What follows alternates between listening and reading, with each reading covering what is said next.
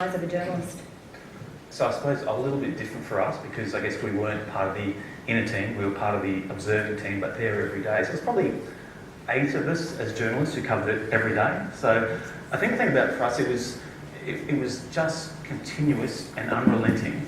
And if you think that just this kaleidoscope of celebrity things moving, because besides the things that the public saw, which was this great party, there was this whole other expo going on. There was media conferences, there was celebrity visits, there was corporate events, there was unveiling of masterpieces in the Spanish pavilion, there was Canada bringing their best chef and dinners at night, so we were just non-stop, and I was there the whole time and I barely scratched the surface, even being there every day. But for me, I think it was just the celebrity. So, Margaret Thatcher, I remember I was sitting with Tony Curtis, the Hollywood actor, talking about Houdini and how they did the tricks. I was somewhere in the depths of the Queensland Pavilion with Donny Osmond talking about family birthday cakes. It was like I was walking through the site with John Williamson looking for an emu to photograph. It was that sort of thing every day. And after a while, it just became your reality. It's this unreal day that you had every day. Yeah, we talked briefly with Bob about the fact that the press weren't particularly kind in the lead up, but did you also get a sense once the gates opened and the people were pouring in and the content was there that there was a real shift to the positive? Yes. Well, I think there was in the lead up. So I think particularly if you take the Courier Mail where I was at the time, Courier Mail kind of defaults to the public watchdog, right? Are we wasting public money? That sort of thing. Oh, really? Do that? Yeah, strangely, there was. But I think there was two things happening. I think the work that James' team was doing behind the scenes was where the real action was. It wasn't really relying on the media. So I think there was a definite shift. I think once you started to get international pavilions on board, I think once the ticket sales started to come, everyone to say, actually, this thing looks like it's got a bit of momentum going on that. I think eventually the media just embraced it. And I think the thing is, it was an extraordinarily well-run event. I think that's the thing about it is, as journalists on the site, you're always kind of looking for the story, right? Because media runs on the currency of angles. And the point is, there were a lot of minor things on the side, but overwhelmingly, there wasn't that much fault. It was extraordinarily well run, and I think that just set the tone. The event just became so all-encompassing around positive, wonderful things going on. The rest just paled into the background. Graham, take us back to 1988 for you. What was going through the cold as this was all unfolding and you taken on this new role in council? Well, this was all a massive learning curve for me, quite frankly. I was still in my 20s, and so it was about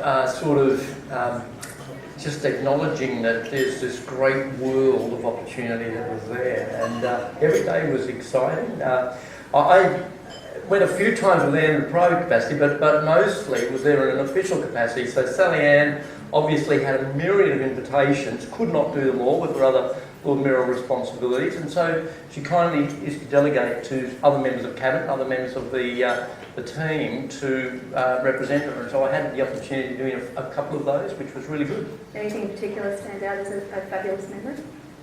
Not a fabulous memory per se, but an interesting memory. I was asked to go to the launch of the Papua New Guinea Pavilion, and you'd never get away with it today, but we were sitting there with some officialdom in the front, and all of a sudden these topless New Guinea women all started appearing in dance, and I remember not quite knowing where to look that day. My husband says you just look at their eyes, apparently.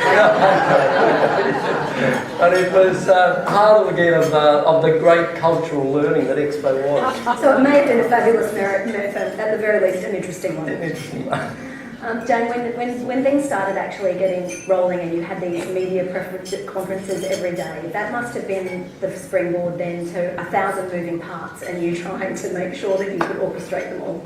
Yes, I've got to say, actually just setting up the media centre was a challenge because, the technology was much less advanced then than it is now.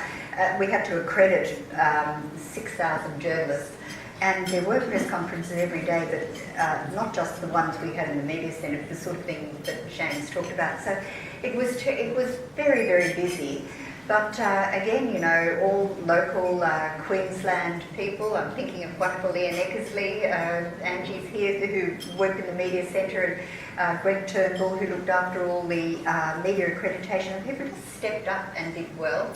I was saying with the accreditation, the journalists had to show it every morning, and Greg would go down to the to the gate to make sure that they were all coming in and everything was shipshape.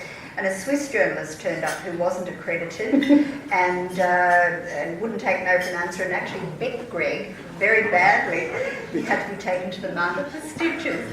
So, you know, there are all sorts of things happening all the time that you just have to kind of roll with. I think the Swiss would have this going out. Passionate, very passionate about getting on the side. You also told me the story about a piece of Expo that you've kept, which I think is a really lovely story because every day it must be a reminder of that time for you. Well, thanks for reminding me. There is a mirror on the wall in my office at work now, and I had it in the media centre, and every single head of state or you know, rock and roll band or entertainer who came had a press conference, and they all looked in the mirror to fix their hair or do their lipping before they went out to meet the press.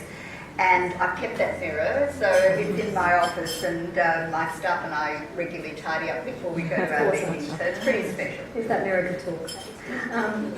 We were talking about the development of Expo, what we now have as the South Bank Parklands. Shane, I'd love you to give us that perspective. You know, when Sally Ann talks about the people power that shifted it from turning it into a concrete jungle into the parklands we enjoy, and how the paper was really instrumental in making that happen.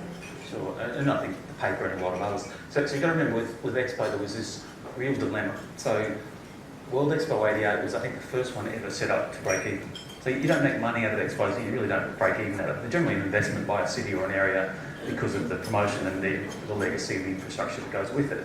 So because that discipline was set, you know, so Lou and the team who are doing that worked very, very hard, Bob obviously, very, very hard to, you know, get the ticket sales up and get it so the gap between ticket sales and the income and the amount the Expo cost was pretty much the value of the land. But to do that, you had to get a very high yield out of the land.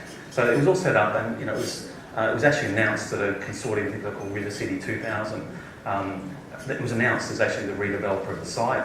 The site had a giant World Trade Center. It had moats. It was almost like a replication of the CBD, to be honest. It was high buildings on this side of the river, so it would have created almost a separate CBD. At that point, I've got to say, you know, I've been a journalist for a while and I'd never seen a bigger reaction. So we were kind of picking up in the paper there was something going on, but I was there, I guess, sort of running the campaign to try and say, hey, let's get the money, let's do something for Queensland. And I just remember the day we did something we don't do very often, or we didn't do very often, was we did a story that says, tell us what you think, ring this number. And I was the poor idiot who had to answer the call. Seriously, all day. We lost count. Yeah, and clearly, you know, people of Queensland were just saying, okay, you know, we don't care about the money. So I'm sure the Lord Mayor would say it was the easiest political decision ever made, but clearly in the end, nobody cared about the Expo not breaking even. Everyone saw it as that extraordinary opportunity to do something special. We talk about the legacy, and there's obviously been many of them that are obvious, but there's also some that aren't so obvious. Can you talk about the festivals and things that were born out of Expo? Yes, I think, you know, Barbara, particularly with the entertainment and, you know, my own team of journalists and communicators, a lot of those people went on to set up very, very successful businesses. I'm trying to think of the wonderful man who did the lighting on the site. He was appointed eventually to do the lighting on the only new bridge that's been built in Paris. You know, there are people who went off and worked for the United Nations. You know, Morris Catering, who did the catering on the site, they ended up, you know, feeding all the troops in Afghanistan. So I think that opportunity for people to step up and have a go, and I think the wonderful management we had where people said, look, we're entrusting you with this, make a go of it, and we did.